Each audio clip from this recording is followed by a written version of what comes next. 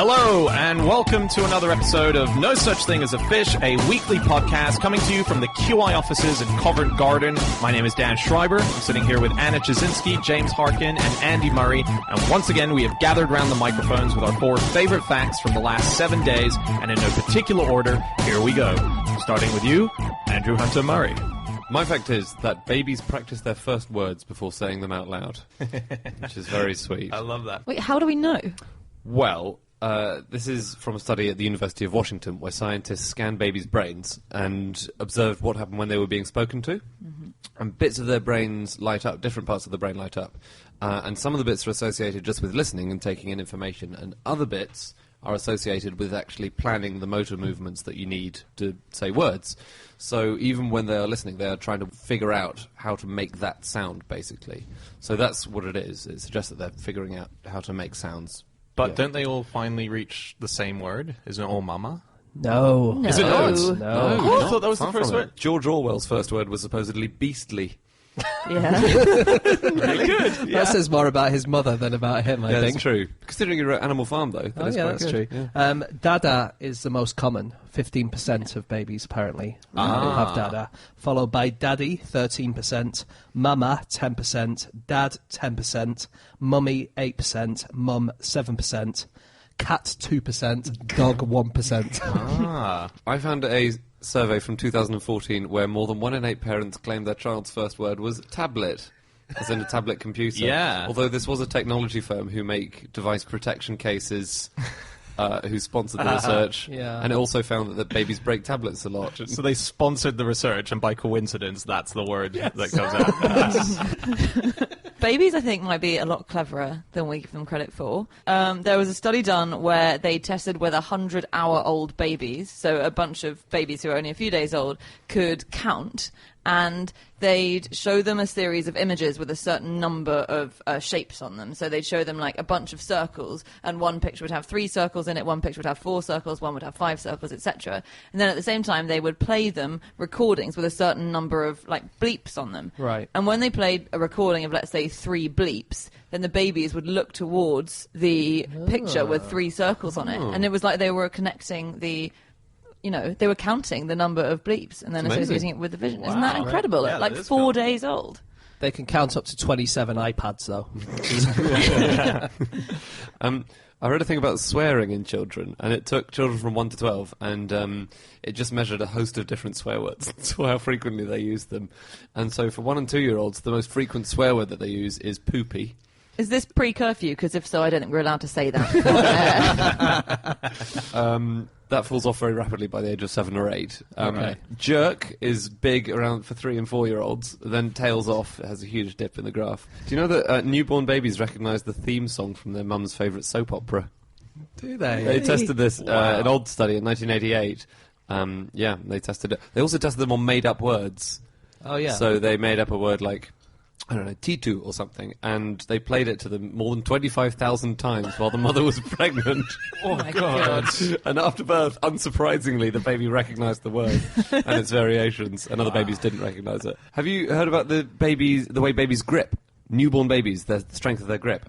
They can grip strongly enough to support their own weight. Wow. Yeah. Really? And they think that this is a hangover from, I was just going to say, from being a chimp and having Yeah. to pull yourself up the hairs or something. So does that mean if you put your finger in a baby's hand and they grab hold of it, you could lift it up?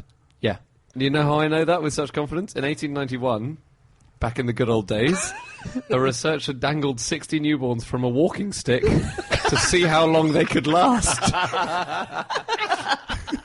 Wow. And the longest lasted 2 minutes 35. Right. And the shortest lasted 10 seconds. Oh, wow. 2 minutes 35. Yeah.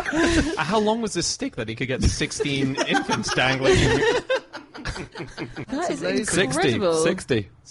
Yeah. 60. There must be one at a time. I think it was, sadly, I think it was one at a time. Right. Another thing babies can do, which I think is quite exciting, is they seem to have an innate awareness of organs and how bodies work. So there was a study done where there were like moving toys given to a bunch of toddlers, and then they split the dolls in half and they showed them to the babies, and they made it so the dolls were completely hollow on the inside, and the babies were really confused. So when they split a doll in half and there was nothing on the inside, the babies would like show obvious signs of bewilderment and like look inside properly as if to say, where the hell are his organs? It's alive. I don't think that shows detailed knowledge of human anatomy, though. I wouldn't trust them to do an operation. Yeah. I'd still go for Dr. A, the adult doctor, not Dr. B, the baby in the doctor. coat. Yeah. Do you know that babies can't taste salt until they're 4 months old? They can also taste with their cheeks, which we can't do. Isn't that cool? As in if they could just hold the thing to their cheek. Oh, that is delicious. It needs more basil. More salt. I mean, I don't know, actually.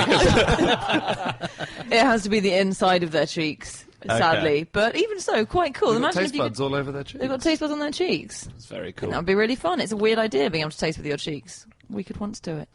So I was reading a story in the British Newspaper Archive in the Daily Gazette for Middlesbrough in 1887, and a man's written this letter into the newspaper. This man got on a train in 1887. A man in his early 20s got on the train carriage with him and was holding a baby, even though the man looked very young to be engaged in such a manner. So, you know, early 20s, bit young to have a baby. The baby started crying, and the man pinched the baby quite hard, and it started crying a lot more. And so a couple of women nearby said, "Oh, if you keep doing that, you shouldn't do that to a baby. If you keep doing that, we're going to call security."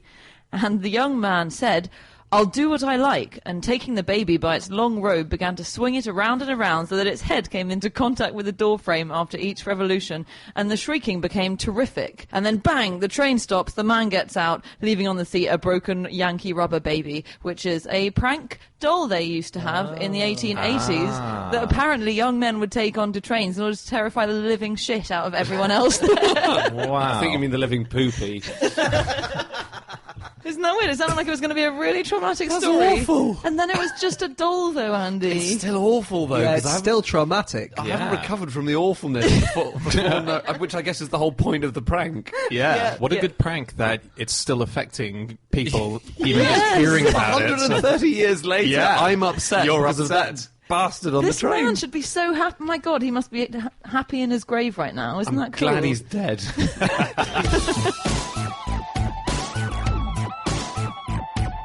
Okay, time for fact number 2, and that is Chazinski. My fact is the first pair of Nike trainers were made in a waffle iron. Who's going to quibble with my pronunciation of Nike? Nobody. Okay, No great. ma'am. Nobody. And I reckon Just checking. you're asking for a reason, right? I mean, technically, I guess we should say Nike, because that's how you pronounce it in ancient Greek. Well, that's how you pronounce the ancient I always Greek. say Nike. You definitely shouldn't say No, Nike. we have got some very exciting news.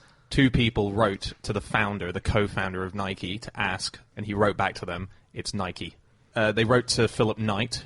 He's the chairman, and I believe he's the co-founder. He should change of his Nike. name. Philip Knight? To Nike. To Nike. Yeah. Or we should change it to 90. But they sent him, and they wrote the phonetic pronunciation of both. All he did was just circle and send it back to them, and he circled Nye-key, as in a key opening a door. Yeah. So it's Nike. It was Nike was named by the first ever Nike employee, who was called Jeff Johnson. But it means victory in Greek, which you would pronounce in ancient Greek Nike. We think. right. So, I mean, maybe they're wrong about the pronunciation of their own brand. But Nike was the goddess, or Nike was the goddess of victory. Yeah. But I read that the thing she did was to fly around the battlefield, lifting people up and bestowing honours on them and things like that. So she wouldn't ever have needed shoes. It's ironic. No way. Sorry, waffle iron. Yeah, sorry. So we should go back to the. So the first pair of Nike trainers were made by Bill Bowerman, who was the Nike co-founder, and he'd worked for this company making shoes for a few years. But in 1971, they released the first line of like completely Nike trainers with the Nike label on them. And the way he designed them was so they had a special way of gripping the ground. He wanted to design like a better pair of running shoes, revolutionize running shoes that could work on a whole bunch of surfaces, and design them with better grip, but not with like spikes, like football spikes, which would dig into the ground. And he was discussing this conundrum, like how to develop trainers with good grip, with his wife over breakfast. And she got some waffles out of the oven, and she was brainstorming at the time and saying, why didn't you try attaching some bits of my jewellery or something to the bottom of shoes and seeing if that works or something like that. He was like, yeah, you know that waffle you're holding? what if we turned that upside down and put it on the bottom of a trainer? And then he disappeared, went back to his lab, got 2 cans of like this liquid plastic that you use to make trainers, came back, seized the waffle iron off his wife, poured the liquid plastic into the waffle iron, and there was born the first sole of Nike trainers, which is that waffle sole. So I think this resurfaced recently because they found the waffle iron. Yeah, they did. And I read that when they found this old waffle iron, which had just been in a rubbish tip at the back of the founder's garden for ages and ages. Wow. Do you know why it was in a rubbish tip? No. It was because it wasn't even in a rubbish tip. It was buried because Bill Bowerman, in the place that he lived in America, it was like up a hill or something, and it was too far for like rubbish truck drivers to come. And so he'd just bury it all in the garden. And his granddaughter or daughter, I think it was his daughter, wasn't it? Was just like found this a few years ago. It was like, there's this huge pile of stuff buried in our garden, just rubbish. He didn't live on a hill at first. He just kept on burying all of his household waste, and eventually he did. But when they discovered this thing, I read this line. It truly is the headwaters of our innovation, Nike historian Scott Reams said. From a historian's standpoint, it's like finding the Titanic. Which it's not. No, and also, historians do kind of like the Titanic as well, don't they? Yeah, exactly. Same thing. It's not like the history equivalent of finding the Titanic, because the Titanic is the history equivalent of finding. But Nike has a historian. Yeah, that makes sense. It must be a really easy job up until the mid 20th century. 1875, still nothing. I don't know, like 400 BC, goddess of victory. 1912, Titanic sinks. Don't really give a shit about that. From a historian's point of view, this would be like finding the first ever Nike shoe. The waffle iron that was used to make this first pair of trainers had been in use in the Bowerman family since 1936. I thought it was quite impressive. Oh, they must have been pissed off when he broke it, right? Yeah, it's so casual, just ruining it. There I must don't be think he some broke resentment. it, did he? He broke it. It was not usable after that. Oh. Yeah, I think it tasted of like hot plastic. Do you know where waffles come from? They're actually derived from religious wafers. Oh, used really? for communion, Yeah. as well as just to make food. But you used to have wafer irons, which in French were called moule à oubli, and they had biblical scenes on them. That was Really? the first waffle design, and communion wafers normally had a picture of Jesus and his crucifixion on them because they were for holy use. Interesting thing about communion wafers is Catholics at least do this. You would go up and they would put the wafer directly into your mouth. And the reason that they did that is to stop people from stealing them. Because people used to get them in their hands, pretend to put them in their mouths, and then take them home. And they would do like magic incantations with them. Or sprinkle them on the crops to make them grow better. Or if Or someone's pour sick. golden syrup and bacon over them. Enjoy Canadian breakfast. Well, speaking of untrustworthiness, which I guess that speaks to, waferers, which were people who sold waffles or wafers in the 16th, 17th century, were apparently notoriously untrustworthy. So they were described in literature at the time as designing persons, thieves, etc., who took up wafering as a cloak for dishonest practices. And they appear in various literature in the 15th, 16th centuries, like Chaucer, as typically bad people. And they had to be abolished in 1826, the practice of being a waferer. Wow. Because they were so untrustworthy.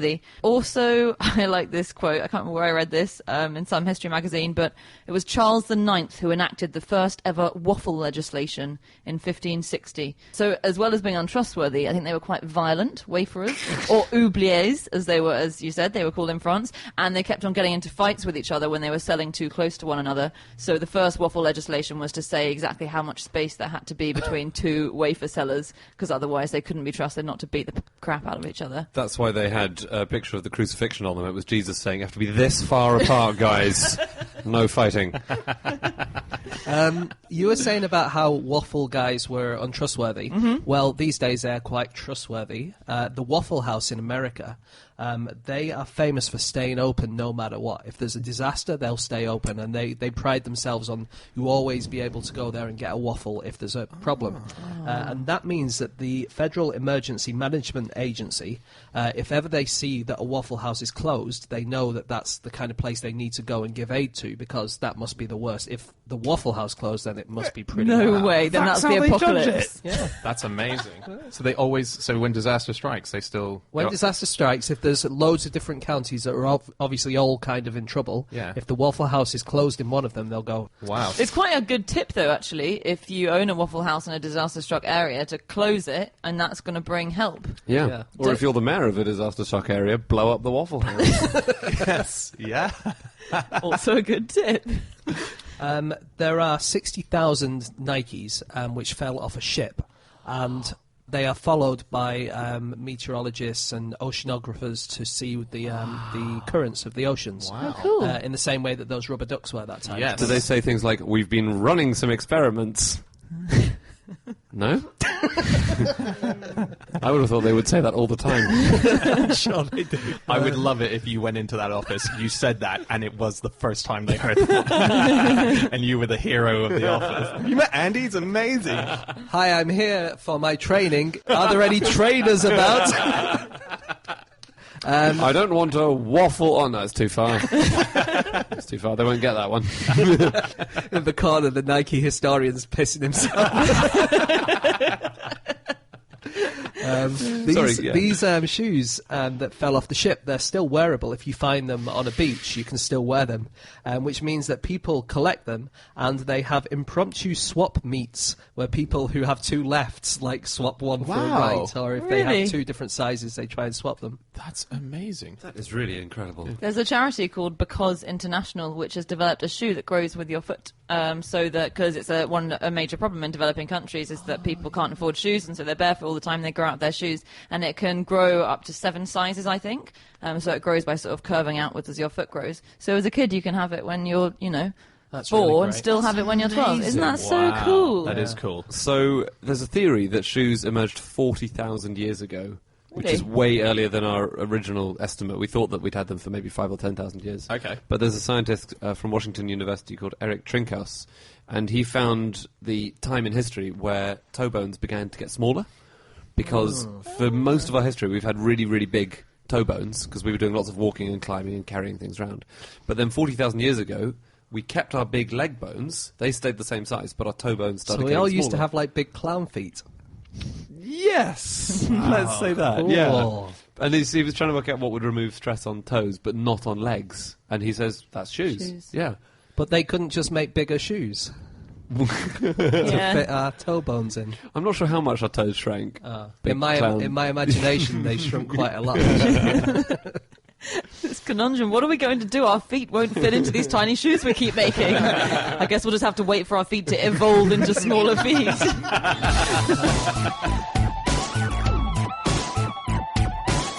Okay, time for fact number 3, and that is my fact. My fact is rats dream of places they want to visit. What, like the Taj Mahal, or Yeah. Maybe if they basically, whenever a rat gets shown something while they're conscious, they found this in mazes, and they'd see somewhere that they couldn't go to. Then when they went for a nap, rats have naps. Scientists found that they were dreaming about what it'd be like to actually get into that place and then get the thing that they think might be in there. So they start dreaming about all these unattained places that they'd like to visit because either they've seen a bit of cheese in it or And we know that because they look at inside their brains which neurons are firing when they go around Yes. the maze when they're awake, don't they? And then when they fall asleep, you look at the same neurons are firing, so they're obviously reliving going around the maze. And it's Yeah. really sad that we've decided that means the only place a rat wants to visit above and beyond anything else is the bit of food in the maze that we planted there in the experiment they did yesterday. the interesting thing here is that we can tell what rats are dreaming about. It's extraordinary, Yeah. isn't it? From what I've read, and I do find it very hard to break through scientific jargon sometimes, but it sounds like, as Hannah was saying, they look at these neurons that are firing off and they can see that they're making similar connections. I think there was a tiny thing about their actual physical movements of their body as well, kind of suggesting, I'm going left, I'm going right, I think, but I might be wrong about that. 80% of dreams are about normal things like doing the washing up or being at work. Yeah, that makes sense. Does Yeah. it? 100% of mine. Very But then boring. again, Just- 5.2% of men have kissed a monster in their dreams. 3.4% have had foreplay with an animal, and 1.7% have had sex with an object, plant, or rock. An object. Because plants and rocks are objects. Kissed a monster. Do you think a monster as in like a mermaid or an Is a actual... mermaid a monster? I think it'd be classified as a monster, yes. Yeah, Okay. a monster truck would come under object. What about some monster munch? Object. There's actually a term for people who study dreams in science, and it's onerology. And it's not what the interpretation is, it's why we dream. And so it's not, if your teeth fall out, you're stressed, that kind of stuff. There's a really good book by Richard Wiseman called Night School, which has a lot of stuff about dreaming. It says the guy who came up with the term rapid eye movement, I think his name was Aserinki, he nearly called it jerky eye movement, Oh, yeah. which is quite a nice thing. But then it had negative connotations, the word jerk, because a lot of 3 and 4 year olds were using it to slag each other off. Yeah. But it could have been called that. So humans get erections in dreams, male ones, that is, male humans, I think and it's during REM sleep, which is usually where dreams happen. A lot of other animals, rats as well, they get them, get erections during REM sleep, but apparently the armadillo is the only animal to get erections in non-REM sleep. Wow. What? It's just a fact. That is so That's weird. a great fact. Yeah. Is it embarrassing for a rat when it gets an erection, do you think? The rat. Yeah, because Yeah. it's never wearing a jacket, so it can't cover it up. Yeah, exactly. I always wonder why you always came into work in a jacket, Andy. It's summer here, and Andy has got this long trench coat on. I've got another jacket under this one. Rats feel regret after they make a poor choice in life. Do they? Yep. They did an experiment where they gave them the chance to eat food now, after waiting for a bit, or just move on to the next thing. And if they chose to move on, then the next food offering was worse. Oh. And they paused and they looked at the good reward that they now couldn't have. And then later on they changed their decision when they were run through it again. So they think that is them showing regret. And they didn't do it when they encountered bad food without having chosen accidentally the bad food. We do seem to anthropomorphize rats a lot, or science does at the moment. Like, there are a lot of studies that come out saying, yeah, rats feel regret. There's one that claims rats feel empathy, Yeah. which is also very plausible. So this study got 2 rats to live together for 2 weeks or something, so they bonded, learned to be mates. And then researchers locked one of them in a cage, which could only be opened by the other rat from the outside. And they found that the other rat would always open the cage, even when there was no apparent benefit for the other rat. So even if opening the cage released the rat into a separate room, so there wasn't even the social advantage of having that rat hang out with you now, the rat would still go and open the cage first thing. I think they even put food in there and the rat would open the cage before it went and ate the food, because it wanted to free its Because mate. they wanted to free the mate. Apparently, that's what we've decided. Oh, that's nice. Isn't it? That's good. They also they piss on food that they want to mark as edible. Nothing wrong with that. Have you seen the fridge recently in the office? I think they're marking it as formally edible, really. You had some cake at my last birthday, didn't you? Everyone complained, but it was edible cake. Very moist, this cake. Is it It's urinal cake. Is it irony that in the act of signposting something that's edible, you make it no longer edible? Like, that's like a catch-22, isn't it? Yeah. All I rat know is 22. that no one came to my following birthday. So on rats' brains, we've managed to get rats to communicate with each other mentally across oceans. So scientists, again, experimenting on rats willy-nilly to their heart's content, but they've connected the brains of a pair of rats, and so one rat can be in the US, one rat can be in Britain, and they've connected their brains up so they can share sensory information with each other, and they've trained the rats so that if they press a lever in a certain box that they're in, then they'll get some food, but they've trained them to communicate mentally with each other, so they'll So let's say there's the rat in the US has got a lever, but the rat in the UK has not got a lever, and the rat in the UK will send a sensory signal to the rat in the US saying, press that lever now and we'll both get food, and then the rat in the US presses the lever based on signals it's receiving in its brain from the rat in the UK, and then they both get the food reward. Isn't that insane? And the scientists who did this, one of the scientists said, apropos of nothing, this was written up in New Scientist or something,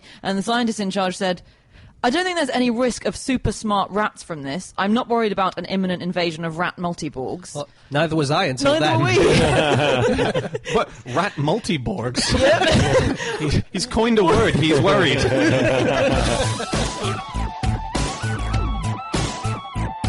Okay, time for our final fact of the show, and that is James. Okay, my fact this week is that humans used milk as paint for 40,000 years before anyone thought to drink it.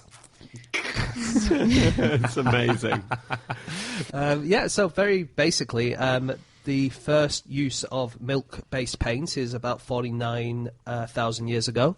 And the first use of milk as a drink, as in the first time humans could even digest cow's milk, was around 7,000 or 8,000 years ago. That is so weird. I like the idea that 40,000 years from now, somebody will be doing a podcast saying, did you know that humans used to use paint as paint for thousands of years before they worked out we could drink it? That's true. It's very optimistic for the medium of podcast as well, isn't it? It's a young medium. There is a woman who paints with milk at the moment. She's called Millie Brown. She drinks coloured milk and then she regurgitates it onto canvas. Oh. And I read an article about her and it said, and I quote, she has mastered the art of regurgitation. Right. The art of regurgitation. All babies also are sort of novices in the art of regurgitation, but she has got it down. There are a few artists who use bodily fluids for for painting. Yep. So one is Rose Lynn Fisher, who made a series of landscapes using 100 different varieties of tear. Varieties? Yeah, so I think the way she sees it is you could have a really, really upset tear, or you could have a cutting onions tear, or 98 other types of tear. That's where you fall down, isn't Yeah. it? That's the only two examples she ever has to use before someone interrupts and goes, oh, we get the idea. And you think, phew, because I did not have a third. There are loads. Okay, we don't need to go through the various different I ways can't in which think of any, you I can't cry, think Andy. When Anna says hurtful things like that. No one eats his urine cake? Here's something. Before World War II, Uh-huh. skimmed milk was just thrown away. It was just discarded. Nobody drank skimmed milk. Why did it they was make discarded? It was fed to pigs. Ah. Because you cream off the top stuff, and Yeah, yeah. so much of it was just poured into rivers. Wow. Yeah. It was only sold when marketers realised, because a lot of it's creamed off to make butter, the top bit, and loads of it was just chucked away. And then marketers realised, A, that people were getting really annoyed at saying the stream is full of discarded milk.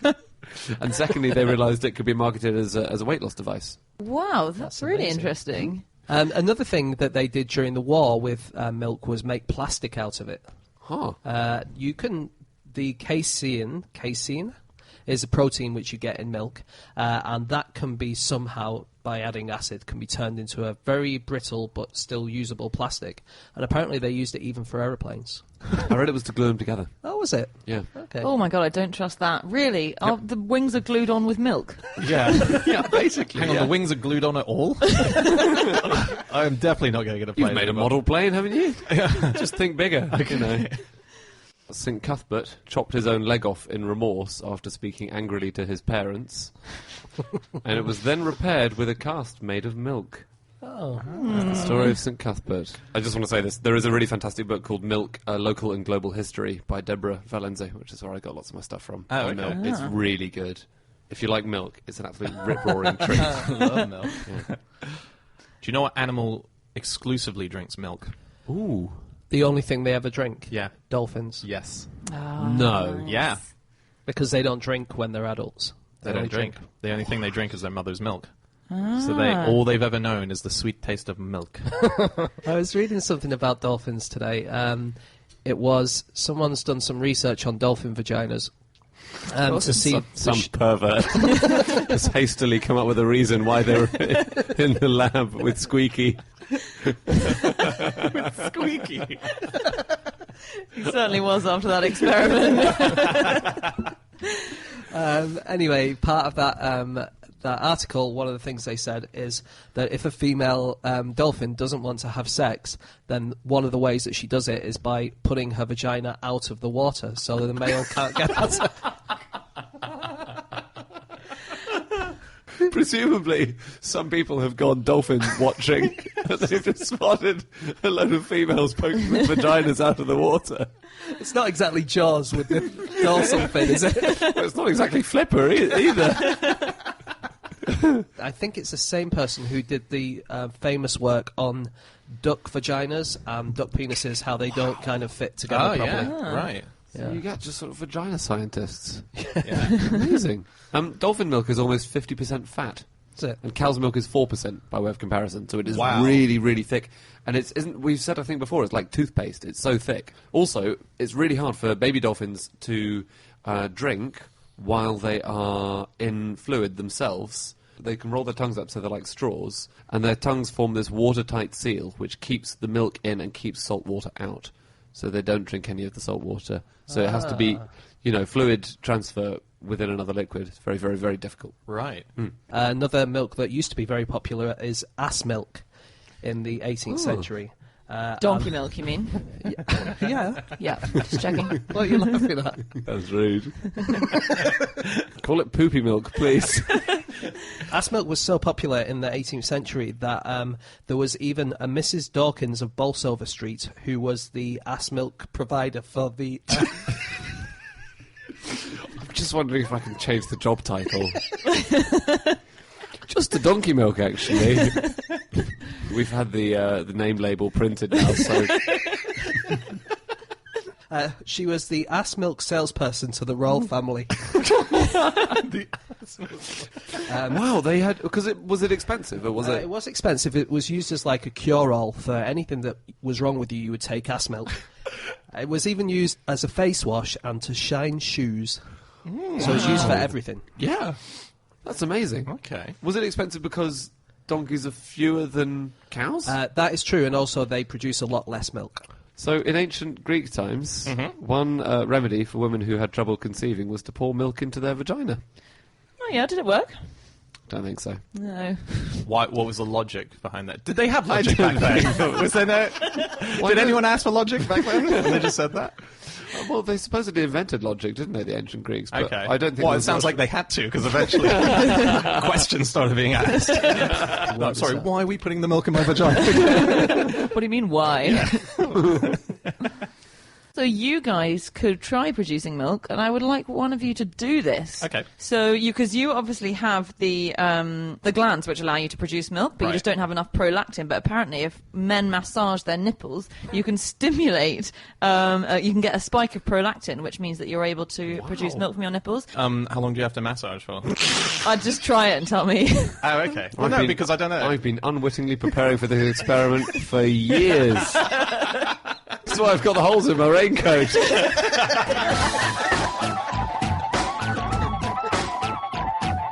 Okay, that's it. That's all of our facts. Thank you so much for listening. If you want to get in contact with any of us about the things that we've said over the course of this show, we can be found on Twitter. I'm on @Schreiberland. James. At Egg-Shaped. Andy. At Andrew Hunter M. Anna. You can email podcast@qi.com. Yep. Or you can go to our group account on Twitter, which is @QI Podcast. Also, nosuchthingasafish.com, where we have all of our previous episodes. Also, links to the live shows that we're doing. We'll be back again next week with another show. We'll see you then. Goodbye.